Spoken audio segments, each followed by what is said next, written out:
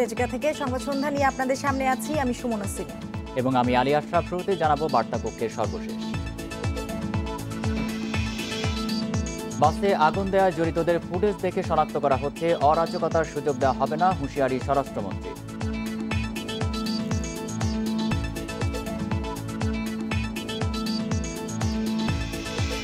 নির্বাচন ও আন্দোলনে ব্যর্থ হয়ে বাসে আগুন দিয়েছে বিএনপি, মন্তব্য কাদেরের। অভিযোগ প্রত্যাখ্যান ফখরুলের।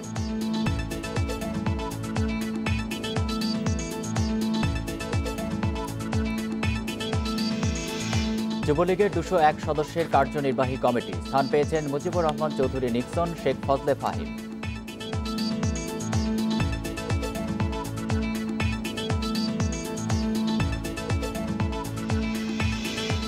রাজধানীর উত্তরায় ঔষধ প্রশাসন অধিদপ্তরের অভিযানে 7 ফার্মেসি বন্ধ, অনুমোদনহীন ও মেয়াদ উত্তীর্ণ ওষুধ জব্দ।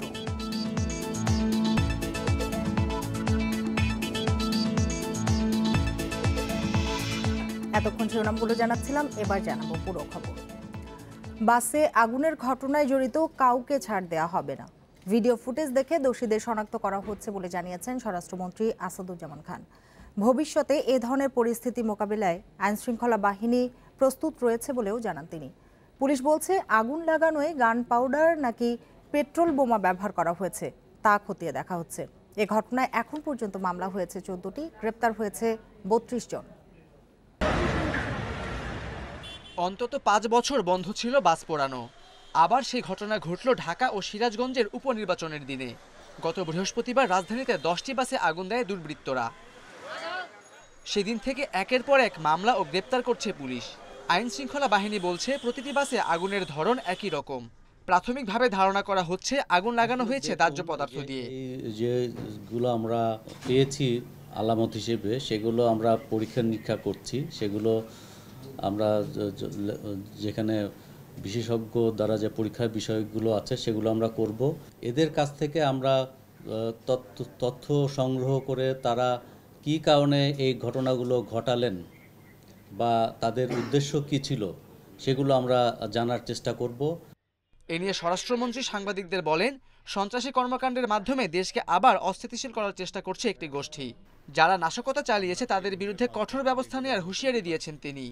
কিছু কথোপকথন আমরা গোয়েন্দা সংস্থাদের কাছে যেগুলি রয়েছে সেগুলি বিশ্লেষণ করার দেখা যায় এই ফলাফল তারা মেনে নিতে পারেনি। সেই জন্যই হয়তো এরকম একটা ঘটনা ঘটিয়েছে। সবগুলি বিশ্লেষণ করে যারা এর সঙ্গে হোতা যারা এগুলি করিয়েছে অবশ্যই তাদেরকে আইন অনুযায়ী ব্যবস্থা আমরা নিব। বৃহস্পতিবারের পর থেকে রাজধানীতে টহল ও চেকপোস্ট বাড়িয়েছে police. Khaled Raihan, independent news, Dhaka. নির্বাচন ও আন্দোলনে ব্যর্থ হয়ে বিএনপি আবারও আগুন সন্ত্রাস করে মানুষ পুড়িয়ে প্রতিশোধ নিতে চাচ্ছে, এমন মন্তব্য করেছেন আওয়ামী লীগ সাধারণ সম্পাদক ওবায়দুল কাদের। অভিযোগ নাকচ করে বিএনপি মহাসচিব মির্জা ফখরুল ইসলাম আলমগীর বলেছেন, বিএনপি সন্ত্রাসে বিশ্বাস করে না। শনিবার রাজধানীতে পৃথক 2টি অনুষ্ঠানে তারা এসব কথা বলেন। বৃহস্পতিবার ঢাকা 18 আসনের উপনির্বাচনের দিন রাজধানীতে 10টি বাসে আগুন দেয় দুর্বৃত্তরা। এসব ঘটনায় কয়েকশো জনকে আসামি করে মামলা হয়েছে 14টি, গ্রেপ্তার 32 এবং রিমান্ডে 28 জন। বাসে আগুনের দায় একে অপরের উপর চাপাচ্ছে আওয়ামী লীগ ও বিএনপি। 10টি বাসে তারা অগ্নিসংযোগ করেছে। বিএনপি কোনো সন্ত্রাসে বিশ্বাস করে না।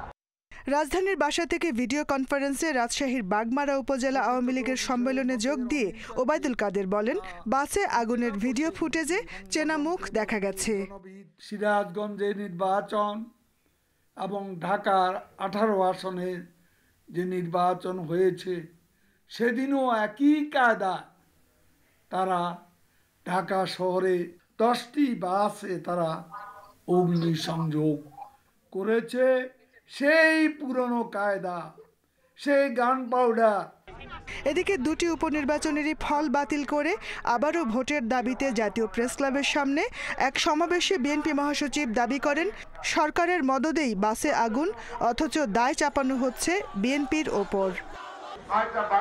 আমরা তীব্র ভাষায় এই নাশকতার আমরা নিন্দা করেছি, আমরা কার্যকর করেছি এবং আমরা পরিষ্কার ভাষায় বলতে চাই বিএনপি কোনো সন্ত্রাসে বিশ্বাস করে না, বিএনপি গণতন্ত্রে বিশ্বাস করে বলেই এখন পর্যন্ত বিএনপি প্রত্যেকটা নির্বাচনে অংশ নিচ্ছে।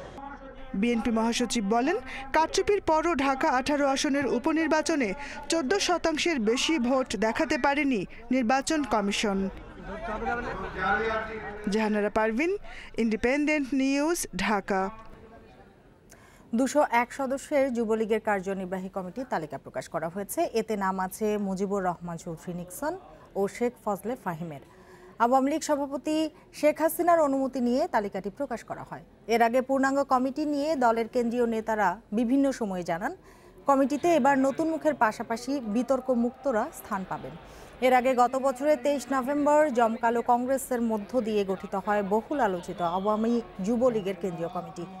যুবলীগের প্রতিষ্ঠাতা চেয়ারম্যান শেখ ফজলুল হক মনির ছেলে শেখ ফজলে শামস পরশ সংগঠনের চেয়ারম্যান হন, আর সাধারণ সম্পাদক হিসেবে দায়িত্ব দেওয়া হয় মাইনুল হোসেন খান নিখিলকে।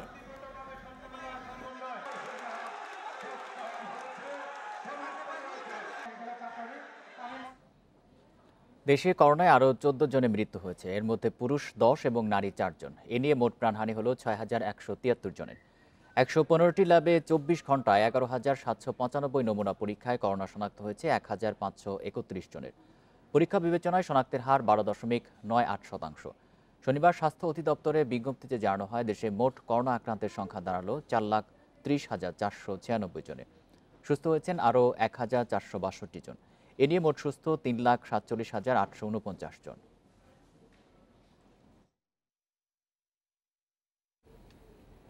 করোনা আক্রান্ত হয়ে এ পর্যন্ত সশস্ত্র বাহিনীতে কর্মরত 20 জন সদস্যের মৃত্যু হয়েছে, আর অবসরপ্রাপ্তদের মধ্যে মারা গেছেন 179 জন। মৃতদের সবাই দেশের বিভিন্ন সম্মিলিত সামরিক হাসপাতাল সিএমএইচে চিকিৎসাধীন ছিলেন। শনিবার আন্তঃবাহিনী জনসংযোগ পরিদপ্তরের এক বিজ্ঞপ্তিতে এসব তথ্য জানানো হয়। বিজ্ঞপ্তিতে বলা হয়, সশস্ত্র বাহিনীতে কর্মরত ও তাদের পরিবারের সদস্য সহ এ পর্যন্ত করোনায় আক্রান্ত হয়েছেন 15,902 জন। আক্রান্তদের মধ্যে 15,228 জন সুস্থ হয়েছেন। বাকি 475 জন বর্তমানে বিভিন্ন সিএমএইচে চিকিৎসাধীন রয়েছেন। বিজ্ঞপ্তিতে আরও জানানো হয়, গত এক সপ্তাহে কর্মরত ও অবসরপ্রাপ্ত মোট 2 জন সদস্য করোনায় মারা গেছেন, আর করোনা শনাক্ত হয়েছে পরিবারের সদস্য সহ মোট 439 জনের।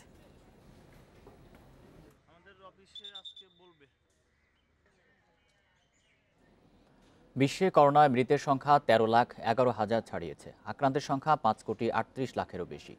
শুক্রবার বিশ্বে প্রায় 10,000 মানুষের মৃত্যু হয়েছে। নতুন রোগী শনাক্ত হয়েছে 6.5 লাখের বেশি। যুক্তরাষ্ট্রে 24 ঘন্টায় দেশটি একদিনে সর্বোচ্চ শনাক্তের রেকর্ড হয়েছে। সংক্রমিত হয়েছে 1,83,000 মানুষ। দেশটিতে প্রাণহানি 2.5 লাখ। এদিকে নবনির্বাচিত প্রেসিডেন্ট জো বাইডেনের হাতে ক্ষমতা হস্তান্তরের আগেই যুক্তরাষ্ট্রে আরও 70,000 মানুষের প্রাণহানির আশঙ্কা প্রকাশ করেছে দেশটির ইয়েল বিশ্ববিদ্যালয়ের গবেষকেরা। ইতালিতে একদিনে সর্বোচ্চ 41,000 নতুন রোগী শনাক্ত হয়েছে। পরিস্থিতির অবনতি হওয়ায় দেশটির আরও কিছু অঞ্চলকে সংক্রমণের উচ্চ ঝুঁকিতে থাকা রেড জোনে অন্তর্ভুক্ত করেছে সরকার। এদিকে করোনার কারণে এবছর বড়দিনের সব আয়োজন বাতিলের ইঙ্গিত দিয়েছেন কানাডার প্রধানমন্ত্রী জাস্টিন ট্রুডো।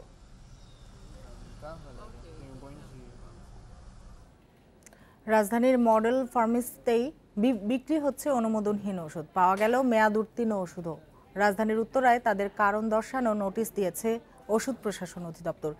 এছাড়া লাইসেন্স ছাড়া ব্যবসা চালানো 7টি ফার্মেসি বন্ধ করে দেওয়া হয়েছে। এ অভিযান অব্যাহত থাকবে বলে জানিয়েছে কর্তৃপক্ষ। উত্তরা 7 নম্বর সেক্টরের আবদুল্লাহ ফার্মেসি মডেল ফার্মেসি হিসেবে অনুমোদন নিলেও নেই কোনো ফার্মাসিস্ট। বিক্রি হচ্ছে অনুমোদনহীন ওষুধ। জন্মনিরোধক বড়ি ও কিছু ইনজেকশন বিদেশি ওষুধ হিসেবে বিক্রি হচ্ছে এই দোকানে, কিন্তু আমদানির কোনো কাগজ দেখাতে পারলেন না দোকানি। পরে স্বীকার করলেন এসব ওষুধ কেনা হয়েছে লাগেজ পার্টির কাছ থেকে। এই ওষুধটা আপনারা কিনেছেন কোত্থেকে? লোক বাইরে থেকে লোক এসে দিয়ে যায়। অপরিচিত, চিনি না। তুমি কে দিয়ে যায়? এটা আমাদের লাগেজ পার্টি এসে দিয়ে যায়, ওনাদের তো আমরা কন্ট্যাক্ট নাম্বার রাখি না। পাশেই ফারিহা ফার্মেসি। এখানে মিলল 2-3 বছর আগেই মেয়াদ শেষ হওয়া বেশ কিছু ওষুধ। কোম্পানিরা নিচ্ছে না, বিভিন্ন সময় ওরা নানা অজুহাত দেখাতে দেয়। এখন ক্লোজিংয়ের সময় রিটার্ন নেওয়া হবে না, এগুলা আপনার একটু সময় দেন, এইভাবে বলতে বলতে দেরি হয়ে গেছে। মূল্যটা কেটে দেওয়া কেন? সো এটা আমাদের সাপ্লায়ার যে প্যাকেটটা দিয়েছে প্যাকেটের ভিতরে এটা এই অবস্থায় আমরা ইনটেক প্রোডাক্ট। হ্যাঁ, এটা অবশ্যই আমাদের ফল্ট, অথরাইজ সোর্স থেকে নেওয়া উচিত। একই এলাকার বাংলাদেশ সার্জিক্যাল ফার্মেসির কোনো লাইসেন্সই নেই। অবৈধ এই ফার্মেসিটি বন্ধ করে দেওয়া হয়। ওনাদের ফার্মেসি 2টা, ওনারা ফার্মেসির লাইসেন্স কিন্তু শো করেছে এবং ওনাদের ফার্মেসির মালিক হলো ডাক্তার। ওনারা বলে যে ডাক্তারের লাইসেন্স লাগে, এই যে দেখে লাইসেন্স আছে। সারা দেশে নিবন্ধিত ফার্মেসির সংখ্যা প্রায় 1.5 লাখ। ওষুধ প্রশাসন অধিদপ্তর বলছে ড্রাগ লাইসেন্স না থাকলে কোনো ফার্মেসি চালাতে দেয়া হবে না। কোনো ফার্মেসি ড্রাগ লাইসেন্সবিহীন আমরা এখানে চলতে দেবো না। Drug licence is a must, এবং শুধু তাই না, সেখানে আপনার ফার্মাসিস্ট থাকতে হবে। সেটা ক্যাটাগরি এ, ক্যাটাগরি বি অথবা ক্যাটাগরি সি, যে কোনো এক ধরনের একটা ফার্মাসিস্ট থাকতে হবে। অভিযানে অনুমোদনহীন ওষুধ জব্দের পাশাপাশি 7টি ফার্মেসিকে বিভিন্ন অনিয়মে কারণ দর্শানোর নোটিশ দেওয়া হয়েছে। সঠিক ব্যাখ্যা দিতে না পারলে ড্রাগ কোর্টে মামলা করবে ওষুধ প্রশাসন অধিদপ্তর। Hasan Misbah, Independent news, Dhaka. সারা দেশে এখনও চলছে প্রায় 3000 অবৈধ হাসপাতাল, ক্লিনিক, ডায়াগনস্টিক সেন্টার। আগামী রোববারের মধ্যে এদের বিরুদ্ধে ব্যবস্থা নিতে বিভাগীয় স্বাস্থ্য কর্মকর্তা ও সিভিল সার্জনদের নির্দেশ দিয়েছে স্বাস্থ্য অধিদপ্তর।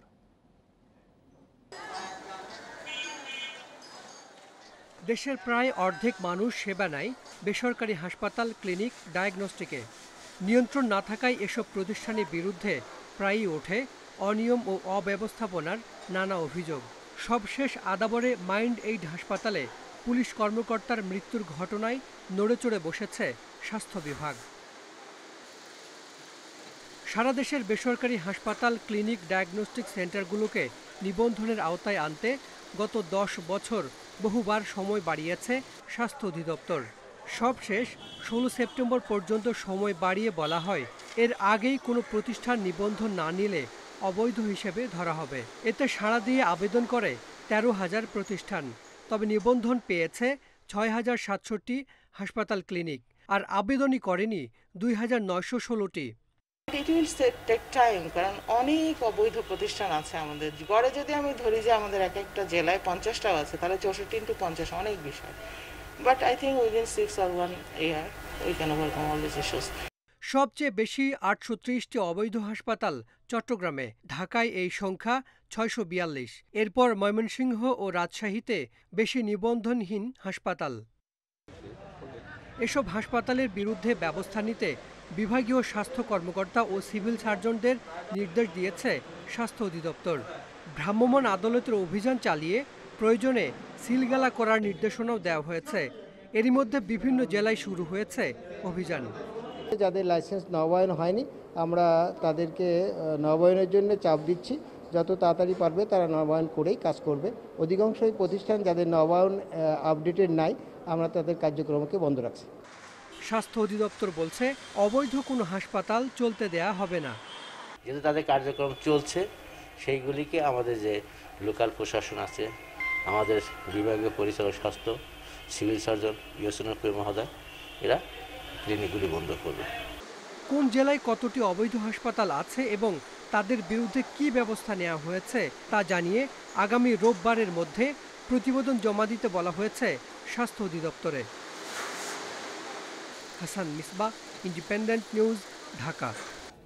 সিলেটে পুলিশি নির্যাতনে রায়হান আহমদ হত্যার সুষ্ঠু বিচার ও দ্রুত মামলার কার্যক্রম শেষ করার দাবি জানিয়েছেন রায়হানের মা সালমা বেগম। দুপুরে নিহত রায়হানের পরিবার ও আখালিয়া এলাকাবাসীর উদ্যোগে আয়োজিত এক সংবাদ সম্মেলনে এই দাবি জানানো হয়। সংবাদ সম্মেলনে রায়হানের মা বলেন, মামলার সুষ্ঠু তদন্ত হলেই প্রধান অভিযুক্ত এসআই আকবর হোসেন সহ সব অপরাধীর তথ্য বেরিয়ে আসবে। নির্যাতনকারী সব পুলিশ সদস্যের দৃষ্টান্তমূলক শাস্তি চান তিনি। গত 11 অক্টোবর রাতে নগরীর আখালিয়ার নেহারিপাড়ার যুবক রায়হান আহমদকে বন্দরবাজার পুলিশ ফাঁড়িতে ধরে এনে নির্যাতন করা হয়। এরপর ওসমানী মেডিকেল কলেজ হাসপাতালে নেওয়ার পর তার মৃত্যু হয়। এ ঘটনায় নিহতের স্ত্রী বাদী হয়ে 12 অক্টোবর কোতোয়ালি থানায় হত্যা মামলা দায়ের করেন।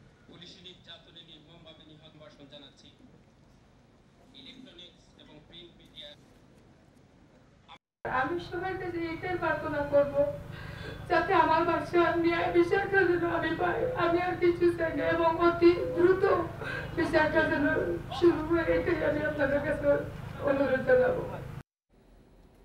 কক্সবাজারে টেকনাফে বিজিবির সঙ্গে চোরা কারবারিদের গোলাগুলিতে এক মাদক কারবারি নিহত হয়েছে। শনিবার ভোররাতে টেকনাফের স্লুইস গেট এলাকায় এ ঘটনা ঘটে। টেকনাফ বিজিবির অধিনায়ক লেফটেন্যান্ট কর্নেল ফয়সাল হাসান খান জানান, মিয়ানমার থেকে বাংলাদেশে ইয়াবার চালান প্রবেশ করবে এমন খবরে নাফ নদীতে অভিযানে যায় বিজিবি সদস্যরা।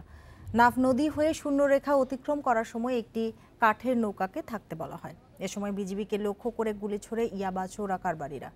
বিজিবি সদস্যরাও আত্মরক্ষায় পাল্টা গুলি ছুড়লে নৌকায় থাকা চোরা কারবারিরা নদীতে লাফ দিয়ে পালিয়ে যায়। পরে বিজিবি নৌকা থেকে গুলিবিদ্ধ অবস্থায় একজনকে আটক করে হাসপাতালে নিয়ে যাওয়ার পর তার মৃত্যু হয়। ঘটনাস্থল থেকে অস্ত্র এবং ইয়াবা উদ্ধার করা হয়েছে।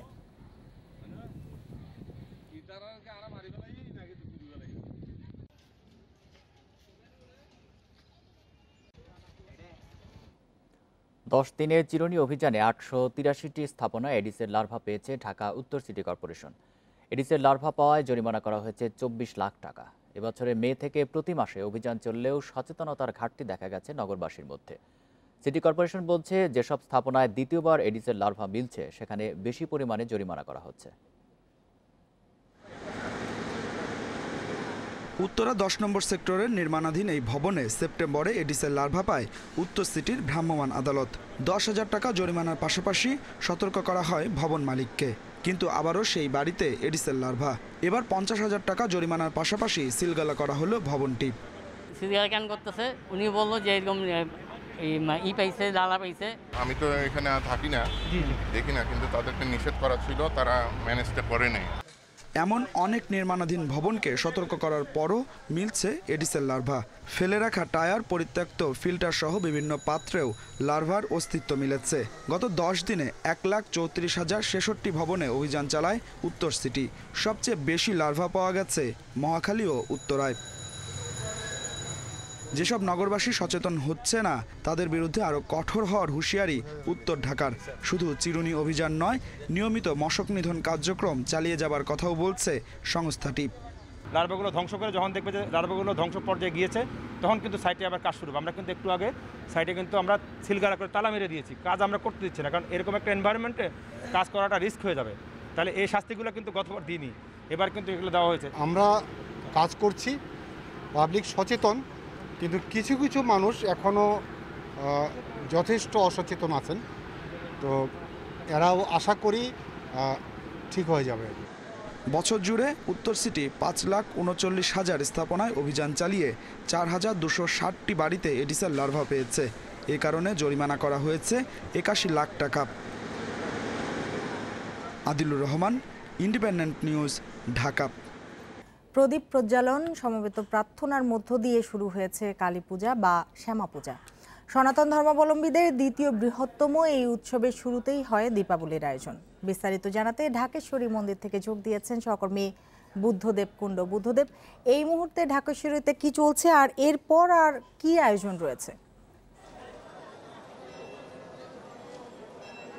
হ্যাঁ, যেমনটি বলছিলেন যে আজকে কিন্তু সনাতন ধর্মাবলম্বীদের দ্বিতীয় বৃহত্তম ধর্মীয় উৎসব, যেটা কালী পুজো বা শ্যামা পুজো। আজকের এই দিনে কিন্তু আলোক প্রজ্বলন করা হয়। পুণ্যার্থীরা তাদের আত্মার শান্তি কামনায়, পূর্বপুরুষদের আত্মার শান্তি কামনায় কিন্তু আমি দেখাতে চাই তারা এখানে এসেছেন এবং প্রদীপ প্রজ্বলন করছেন। এই প্রদীপ প্রজ্বলন এবং প্রার্থনার মধ্য দিয়ে প্রত্যেকটা সনাতন ধর্মাবলম্বীরা তাদের পূর্বপুরুষদের আত্মার শান্তি কামনা করছেন। এছাড়া আপনাকে জানিয়ে রাখি, সন্ধ্যার সময় ঢাকেশ্বরী জাতীয় মন্দিরে এসেছিলেন ভারতীয় হাই কমিশনার। তিনি কিন্তু এই সহস্র প্রদীপ প্রজ্বলনের উদ্বোধন করেছেন। এখানে সনাতন ধর্মাবলম্বীরা বা ঢাকেশ্বরী জাতীয় মন্দিরের নেতারা যারা ছিলেন তারা কিন্তু একটি জিনিস প্রার্থনা করেছেন। তারা বলেছেন যে এই করোনাকালীন সময়ে করোনা থেকে মুক্তি এবং সকল অন্ধকার দূরীভূত হয়ে যেন কালীমা এই পৃথিবীতে শান্তি নিয়ে আসেন, এই প্রার্থনায় কিন্তু সকলে করেছেন। আমি আপনাকে দেখাতে চাই, এখানে রমনা কালী মন্দিরে সহ ঢাকেশ্বরী কালী মন্দিরেও আমরা এখন অবস্থান করেছি এবং ঢাকেশ্বরী কালী মন্দিরে কিন্তু এখন প্রচুর দর্শনার্থীর ভিড়। সকলের, যদিও করোনাকালীন সময়ে সকলের জন্য মাস্ক বাধ্যতামূলক করা হয়েছে, কিন্তু আমরা কিন্তু দেখতে পাচ্ছি এখানে প্রচুর দর্শনার্থী এসেছেন, তাদের প্রার্থনা করছেন।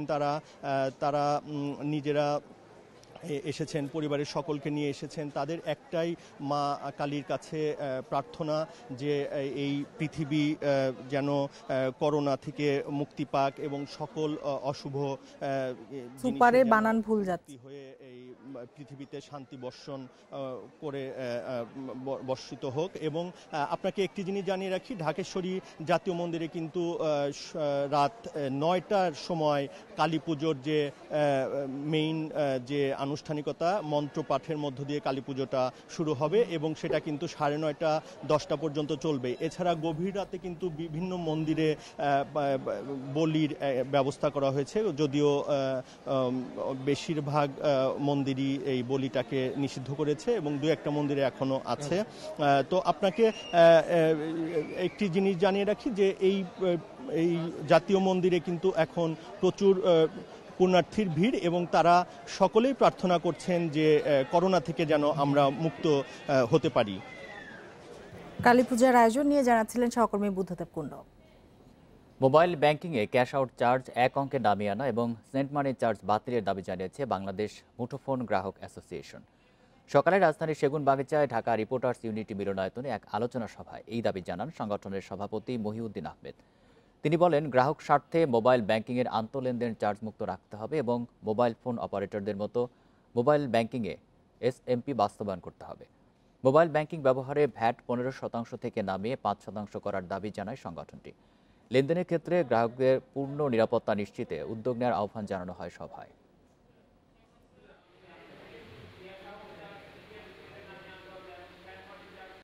ক্যাশ আউট চার্জ সিঙ্গেল ডিজিটে নামিয়ে আনতে হবে এবং সেন্ড মানি চার্জ বাতিল করতে হবে। আন্তঃলেনদেন চার্জ মুক্ত রাখতে হবে। লেনদেনের ক্ষেত্রে গ্রাহকদের পূর্ণ নিশ্চয়তা দিতে হবে, নিরাপত্তা দিতে হবে। ধন্যবাদ। ব্যবসা পদ্ধতি সহজ করতে হলে সবার আগে ভ্যাট প্রদানের প্রক্রিয়া সহজ করার আহ্বান ব্যবসায়ীদের। ছোট এবং ক্ষুদ্র ব্যবসায়ীদের সুনির্দিষ্ট ছাড় দিতে এনবিআর-এর প্রতি আহ্বান তাদের। শনিবার ঢাকা চেম্বার আয়োজিত এক অনলাইন আলোচনায় এসব আহ্বান জানান ব্যবসায়ীরা। এ সময় ভ্যাট আদায়ে স্বচ্ছতা আনতে কাজ চলছে বলে জানান এনবিআর কর্মকর্তারা। ব্যবসাবান্ধব পরিবেশ নিশ্চিত করতে ভ্যাট আইন প্রণয়ন করা হলেও নানা জটিলতায় এর সুফল পাচ্ছে না সরকার এবং ব্যবসায়ীরা। অনলাইনে ভ্যাট রিটার্ন জমার প্রক্রিয়ায় কাগজে কলমে হেল্পলাইন থাকলেও সেখানে নানা ভোগান্তিতে পড়তে হচ্ছে ব্যবসায়ীদের। এছাড়া এনবিআর-এর অনেক প্রকল্প চালু না হওয়ায় গতি কম রাজস্ব আদায়। শনিবার ডিসিসিআই আয়োজিত এক অনলাইন আলোচনায় ভ্যাট আইনের বিস্তারিত তুলে ধরেন বক্তারা। সে সময় করদাতাদের অনলাইনে ভ্যাট রিটার্নে আগ্রহী করে তুলতে জটিলতা কমানোর আহ্বান জানান তারা। এ সময় কিউআর কোডের মাধ্যমে সব ব্যবসায়ীদের ভ্যাটের আওতায় আনতে কাজ চলছে বলে জানান ঢাকা চেম্বারের সভাপতি। ব্যবসায়ী হিসেবে কিন্তু আমরা সবাই চাই ট্যাক্স দিতে। মানে একটা মিসকনসেপশন আছে যে ব্যবসায়ীরা চায় না ট্যাক্স দিতে, আমরা কিন্তু চাই। বাট ইফ ইটস রেশনাল আর যদি যত সহজভাবে দেওয়া যায়, এটা কিন্তু মানে ইতিবাচক একটা জিনিস। কিউআর কোড নিয়ে কাজ করছে। কিউআর কোডের মাধ্যমে ট্যাক্স নেটটা কেন করে ওয়াইডেন করা যায়, একটা কনসেপ্ট দাঁড় করিয়েছি আমরা। ভ্যাট আদায়ে অনিয়ম দূর করতে কাঠামোগত সংস্কার এবং তথ্য প্রযুক্তির ব্যবহার বাড়ানো হচ্ছে বলেও জানান তারা।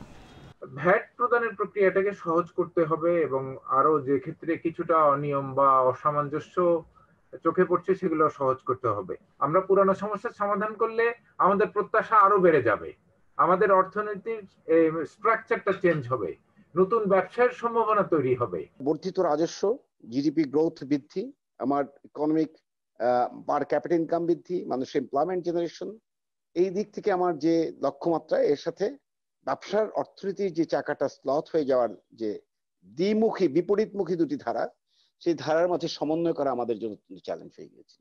আলোচনায় কর হার কমানো, রিফান্ড প্রক্রিয়া সহজ করা সহ এসএমই খাতের ব্যবসায়ীদের সুনির্দিষ্ট ছাড় দিতে এনবিআর-এর প্রতি আহ্বান জানান ব্যবসায়ীরা। Ishrat Suma, Independent news, Dhaka. কাশ্মীর সীমান্তে ভারত পাকিস্তানের সংঘর্ষে বেড়েছে মৃতের সংখ্যা। পাকিস্তানের মর্টার ও গুলিতে ভারতের 4 সেনা ও 1 বিএসএফ সদস্য সহ মোট 11 জনের মৃত্যু হয়েছে। এছাড়াও আহত হয়েছেন বেশ কয়েকজন জওয়ান ও স্থানীয় বাসিন্দা। অন্যদিকে পাল্টা হামলায় অন্তত 6 পাকিস্তানি নিহতের দাবি জানিয়েছে ভারত। তবে পাকিস্তানের দাবি, এই ঘটনায় তাদের 1 সেনা সহ 6 জন নিহত হয়েছে। ভারতীয় সেনাবাহিনী জানায়, উত্তর কাশ্মীরের বারামুলা, কুপওয়ারা জেলায় বারবার অস্ত্রবিরতি লঙ্ঘন করে পাকিস্তান। অন্যদিকে বিনা প্ররোচনায় ভারত হামলা চালিয়েছে বলে দাবি পাকিস্তানের। শুক্রবার নিয়ন্ত্রণ রেখার নামবালা এবং হাজি পীর সেক্টরে শুরু হয় দুই দেশের সেনাদের মধ্যে গোলাগুলি। পরে এই সংঘর্ষে উভয় দেশেরই ক্ষয়ক্ষতি হয়।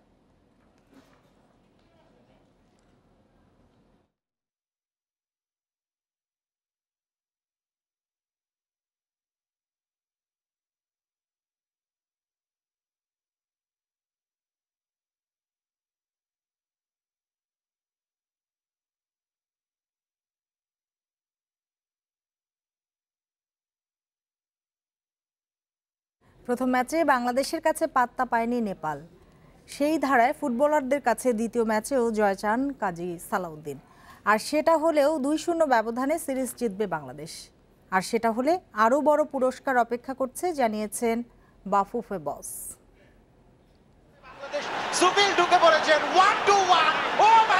ফুটবলের দিন শেষে জয়টাই আসল, তাও আবার 9 মাস পর। সব মিলে নেপালের বিপক্ষে 2-0 গোলের জয়ে বাংলাদেশের ফুটবলে বইছে স্বস্তির হাওয়া। প্রথম ম্যাচ জয়ে বাফুফের পক্ষ থেকে 10 লাখ টাকা পুরস্কার পাচ্ছে খেলোয়াড়রা। 17 নভেম্বর দ্বিতীয় ম্যাচ, প্রথম কোনো সিরিজ জয়ের হাতছানি বেঙ্গল টাইগারদের সামনে। তেমনটা হলে আরো বড় পুরস্কারের কথা জানালেন বাফুফের সভাপতি কাজী সালাউদ্দিন। তবে কি সেই পুরস্কার, সেটা খোলাসা করেননি তিনি। We go match by match, performance by performance. I wish আমার কাছে হাজার হাজার লক্ষ লক্ষ ডলার ছিল বিলাতের মতন বা ব্রাজিলের মতন, তাহলে আমি প্লেয়ারকে আরও দিতে পারতাম। ওদের রেজাল্ট আমার বাজেট দুটো মিলে আমরা ডিসিশনটা দিয়েছি। সো পসিবলি চ্যাম্পিয়ন হলে কিছু পাবে। ডিসেম্বরের শুরুতে কাতারের বিপক্ষে বিশ্বকাপ বাছাই পর্বের ম্যাচ। তার আগে এই জয় ফুটবলারদের মনোবল বাড়াবে। 2022 বিশ্বকাপের স্বাগতিকদের বিপক্ষে অবশ্য ডিফেন্সিভ সালাউদ্দিন। কাতার আজ থেকে আরো 3-4 মাস আগের থেকে ট্রেনিং করছে। আর আপনারা সবাই জানেন Qatar is world cup host, it's Asia champion, so it will be very difficult match.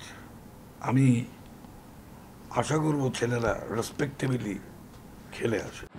Bafufe সভাপতি কাজী সালাউদ্দিনের চতুর্থ মেয়াদের শুরুটা জয় দিয়ে রাঙিয়ে দিয়েছেন জীবন সাদরা। আর নেপালকে দ্বিতীয় ম্যাচ হারানোর মাধ্যমে র্যাঙ্কিংয়ের উন্নতিও দেখছে বাংলাদেশ। Shamim Ahmed, Independent news, Dhaka. এই ছিল সংবাদ সন্ধ্যায়। ইন্ডিপেন্ডেন্ট টেলিভিশনের সব খবর আরও বিস্তারিত জানতে চোখ রাখুন ফেসবুক, ইউটিউব এবং টুইটারে। ধন্যবাদ সবাইকে এতক্ষণ সাথে থাকার জন্য।